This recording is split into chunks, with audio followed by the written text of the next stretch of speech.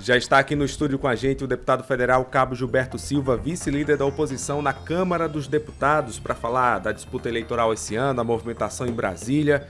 Deputado Cabo Gilberto, bom dia, seja muito bem-vindo aqui à Jovem Pan João Pessoa. Bom dia, Daniel Lustosa, finalmente estou aqui cumprindo o nosso compromisso que eu tinha lhe prometido. Cheguei de Brasília ontem, bastante luta, comandante. O senhor viu aí, acompanhou as nossas movimentações, a nossa atuação lá na capital federal. Agradecer a produção da N Brilhante, o operador de áudio Fábio César. Agradecer a presença aqui do nosso querido Josvaldo também, Pereira, grande jornalista, profissional de imprensa, tem uma visão de águia. Ele nem conversa com ninguém, já faz as matérias, já com a visão. Já lê tudo, né? O cenário inteiro. Deputado. Um grande profissional de imprensa. Agradecer a toda a parte técnica aqui, os colaboradores da Jovem Pan, e muito feliz em estar aqui. Deputado, o senhor assumiu recentemente a missão de fazer articulação política e eleitoral para esse ano aqui na região metropolitana de João Pessoa. Inicialmente, se esperava ali uma divisão muito forte na ala bolsonarista e depois isso parece ter sido bem pacificado. Aqui em João Pessoa, a candidatura de Marcelo Queiroga, com o pastor Sérgio Queiroz na vice, mas também alianças se estendendo ali em Cabedelo, em Bahia. Qual o balanço que o senhor faz dessas articulações que já foram realizadas até aqui? Qual a expectativa do senhor para as eleições aqui na região metropolitana?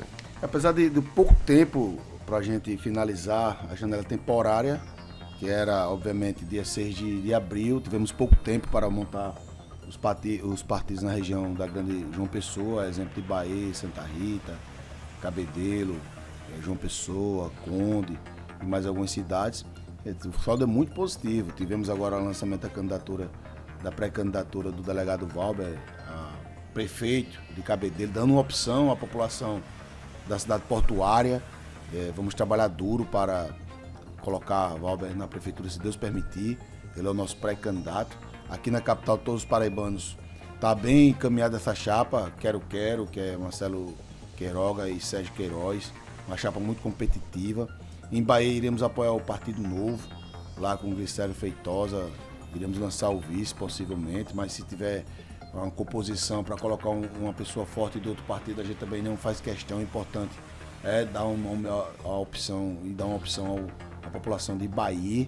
Em Santa Rita, o PL está apoiando Nivan Ferreira, o nosso pré-candidato Nivan Ferreira, meu amigo Nivan Ferreira, ajudou muito em 2022. O presidente Bolsonaro aqui, com um palanque forte que fizemos, que nunca teve, como o senhor acompanhou, e o nosso saldo é bastante positivo. Tenho certeza absoluta que em 2020 fizemos o maior número de vereadores da Câmara, como o senhor lembra que eu lhe prometi, fizemos o mesmo número de vereadores que era o PV, o partido do então prefeito Luciano Cartacho, e esse ano também iremos fazer a maior bancada de vereadores. Estamos trabalhando duro para isso, conversando, explicando e trazendo as pessoas para aderir ao nosso projeto. Qual a sua avaliação, deputado, sobre o cenário aqui em João Pessoa, que é o principal colégio eleitoral? Temos um prefeito disputando a reeleição, mas também a candidatura de Rui Carneiro, que quase foi ao segundo turno na última disputa. Tem também a possibilidade do lançamento da candidatura do PT e possivelmente ali o ex-prefeito Luciano Cartacho, né? Foi prefeito 2 vezes aqui na capital. Qual a sua avaliação sobre esses nomes que enfrentarão Marcelo Queiroga na disputa aqui em João Pessoa e a sua expectativa de ir ao segundo turno aqui na capital? Eu defendo que se lance vários pré-candidatos. Eu tenho essa tese, defendi isso lá no curso de Direito, quando eu fazia, conversava sempre com os professores, principalmente na questão eleitoral, porque é importante para a população, você dá opções, a população vai ter mais opções, vai saber o plano de governo de cada um. Eu entendo que o prefeito já deu a sua contribuição na capital, precisamos renovar aqui, eu cobro sempre do prefeito em todas as entrevistas. Prefeito Cícero, veja a questão da mobilidade urbana, prefeito, está muito lento.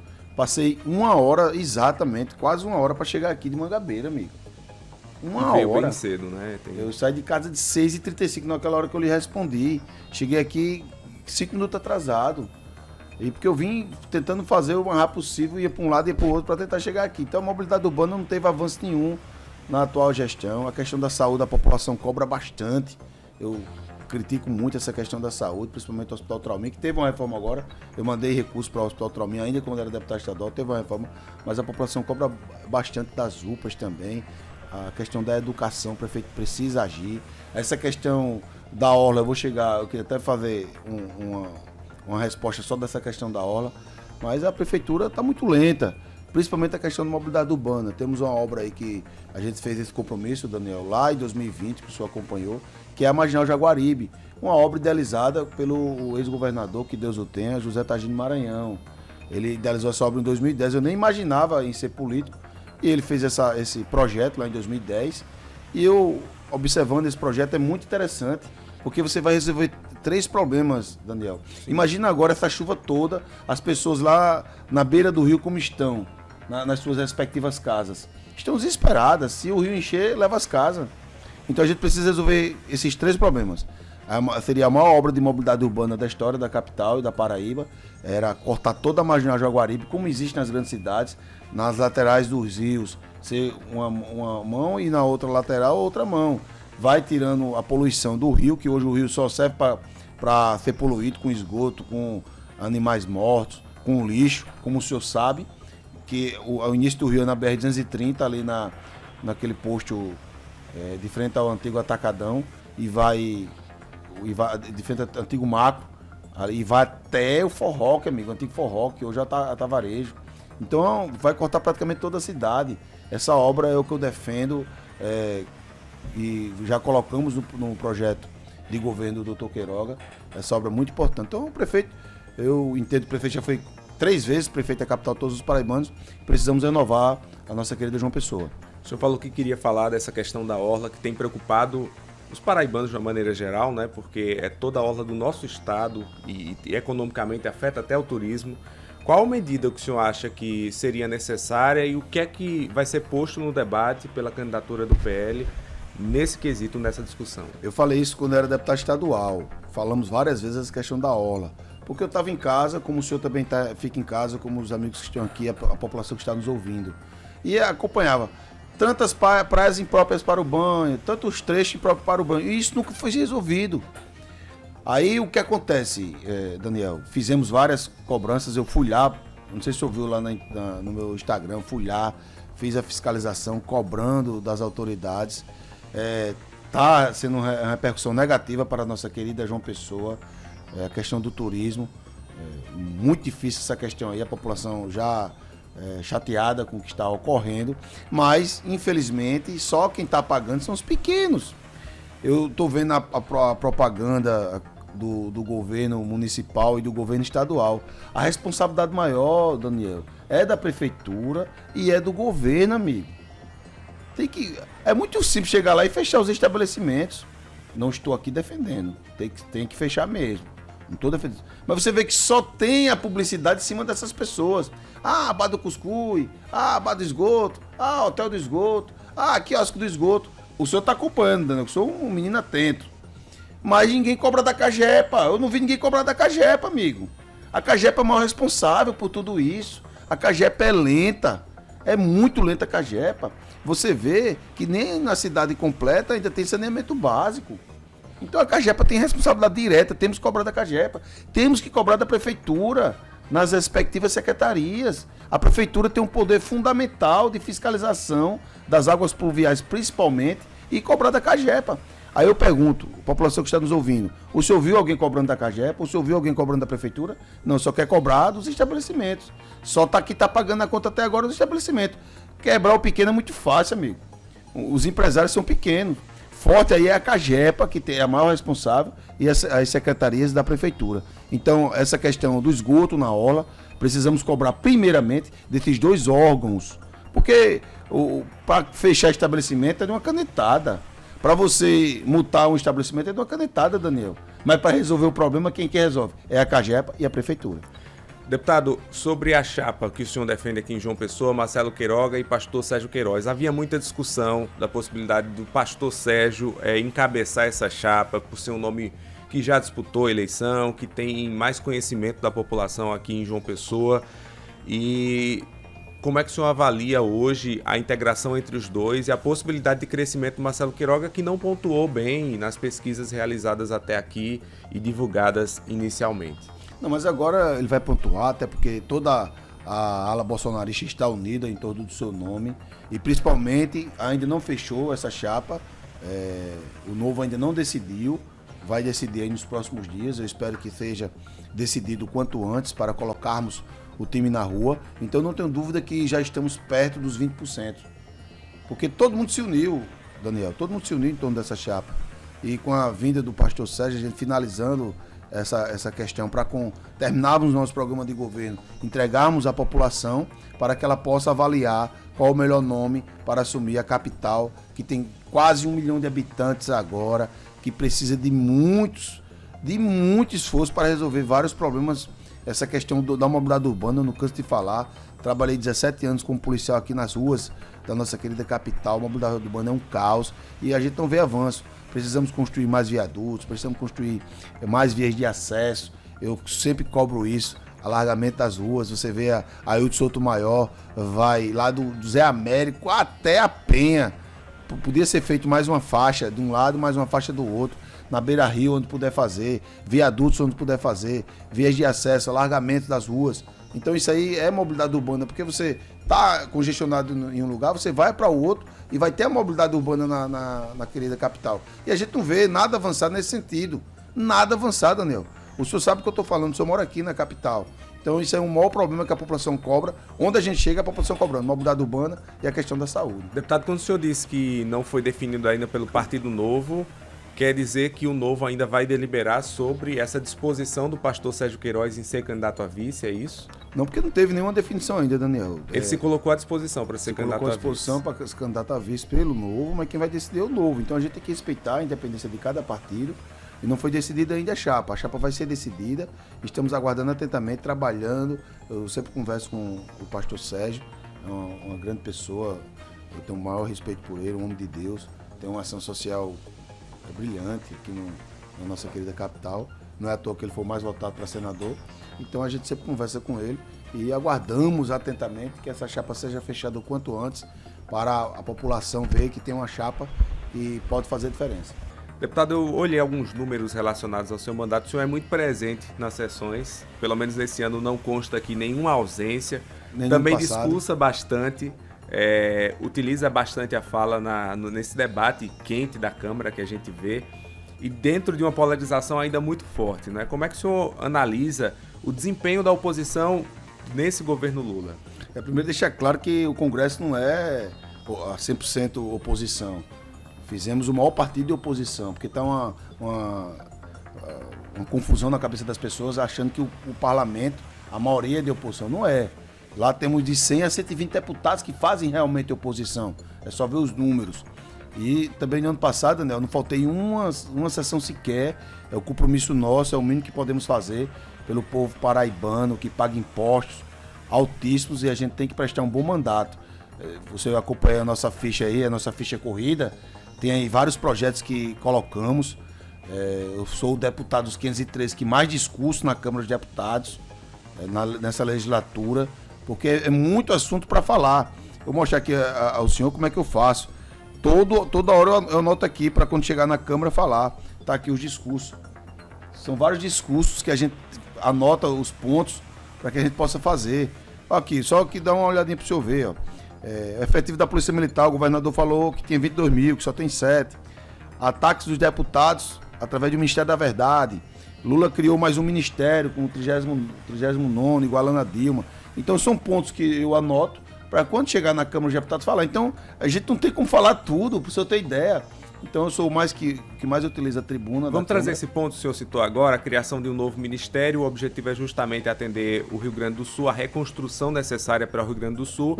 E existe uma convocação também, aí, independente de ser oposição ou governo, para que deputados de todo o país possam destinar emendas ao Rio Grande do Sul. O PL vai entrar nessa ajuda também. O senhor pretende destinar emenda? Partido do nosso partido, Neo. Cada parlamentar, R$500 mil.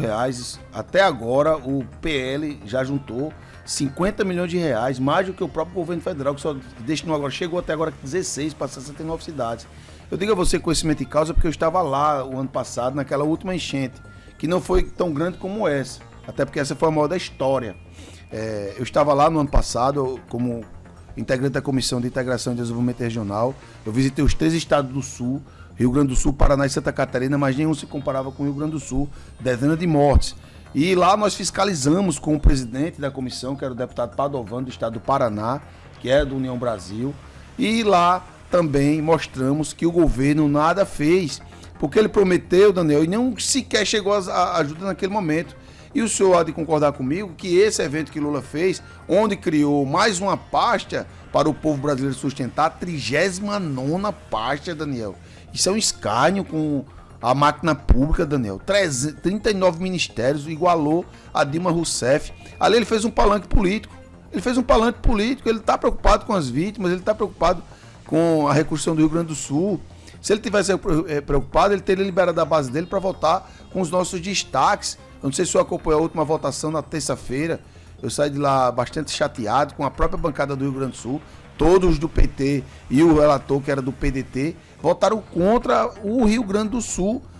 Daniel, lá tá uma catástrofe. Eu não sei se o senhor já assistiu aquele seriado da Netflix, The Walking Dead. Sim. Tá daquele jeito, só não é zumbi. É a água que destruiu o Rio Grande do Sul. E o governo sequer deixou para o estado do Rio Grande do Sul pagar a dívida com 36 meses. É o que queríamos.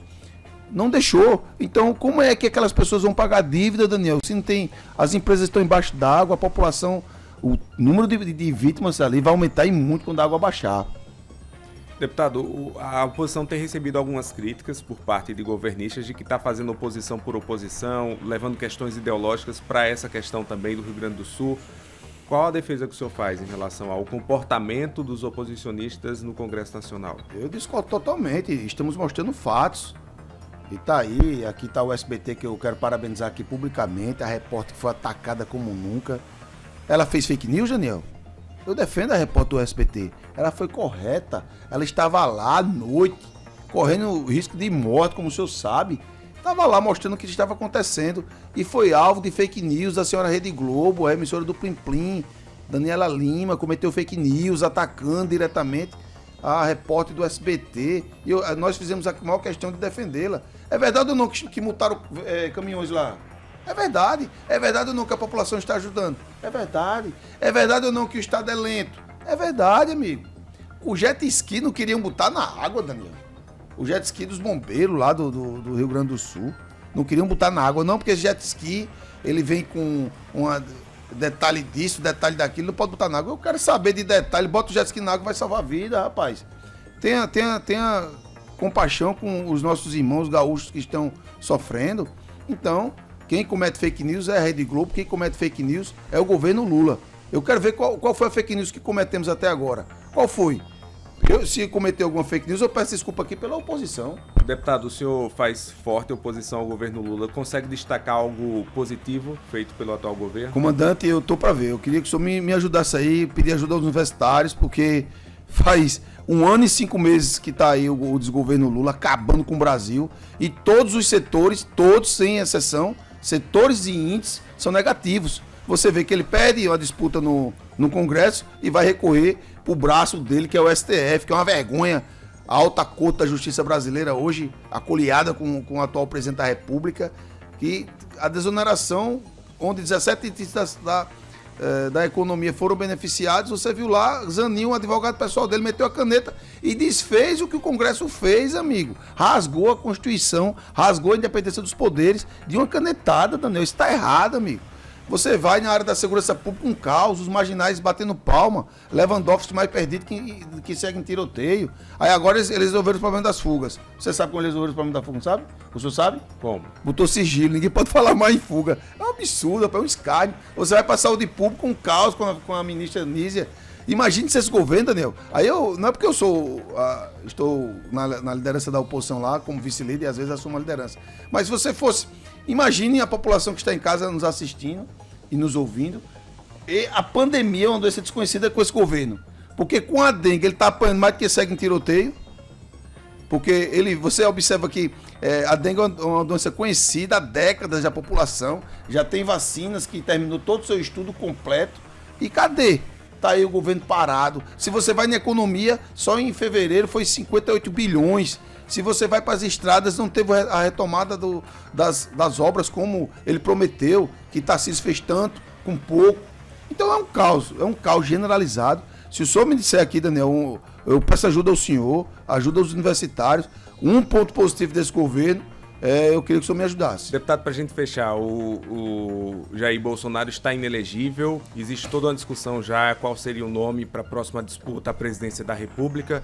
A Quest fez uma pesquisa muito recente agora apontando Michele Bolsonaro como favorita e no Nordeste especificamente para herdar esse espólio eleitoral. Qual o nome que o senhor vê como mais adequado para substituir Jair Bolsonaro? O nome é o presidente Bolsonaro. Essa inelegibilidade dele foi um escárnio com a democracia, é um ataque à nossa legislação, um ataque à nossa Constituição.